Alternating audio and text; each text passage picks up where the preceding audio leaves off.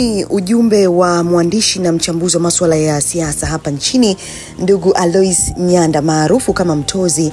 Ameandika ujumbe huko akiwa ameposti picha ya John Heche ambaye pia ni makamu mwenyekiti wa Chama cha Demokrasia na Maendeleo, ambaye mpaka sasa hivi haijulikani yuko wapi.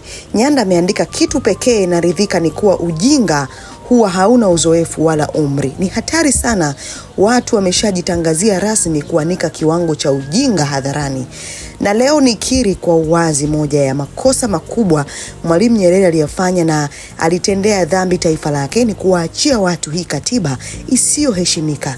Mwalimu alijua na alisema kuhusu hii katiba, mnaona ilivyo mbovu. Kama kweli alikuwa serious, why alikaa madarakani zaidi ya miaka 20 na mpaka naondoka akaiacha katiba aliyogundua ni mbovu? Katiba inayojenga watu huwa na nguvu za kimungu kuliko taasisi.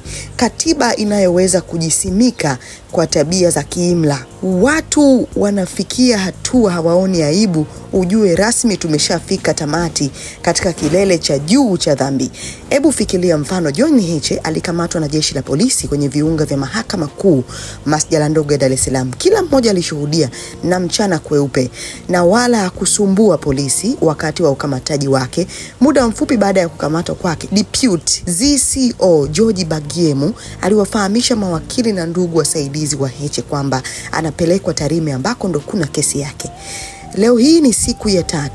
Watu wanauliza yuko wapi, na watu wako kimya tu. Si kwamba hawana majibu, hapana, ni jeuri ya mtafanya nini. Mimi nachukizwa na hiki, na tayari naamini hata aliyeanzisha hana uwezo wa kukataza kwa kuwa kimegeuka utamaduni. Ni hatari, ni hatari. Huo ni ujumbe wa ndugu Alois Nyanda ambaye amemwandikia John Heche ambaye mpaka leo haifahamiki yuko wapi. Ngoja nipitie baadhi ya comment.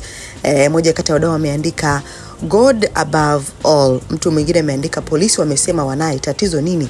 Acha kutafuta attention za kihuni.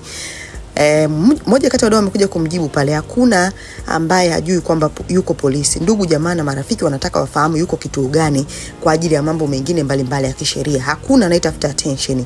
Hii ni nchi yetu sote, na haya sio maisha wala utamaduni wa Tanzania. Mtu mwingine ameandika, leo sasa umeandika kama Mtanzania na mwandishi, nchi hii watawala. Okay, sawa. Mtu mwingine ameandika, polisi bana. Mtu mwingine ameandika, ndio mnaanza kupata akili sasa hivi. Mtu mwingine ameandika, maana ya mwandishi wa habari ndio hii sasa, hongera sana, japo msimamo wako hawataupenda ila upo sahihi. Mtu mwingine ameandika, na taifa linaimba wimbo mmoja. Mtu mwingine ameandika, ni ukatili juu ya ukatili. Mtu mwingine ameandika, dogo huogopi kutetwa.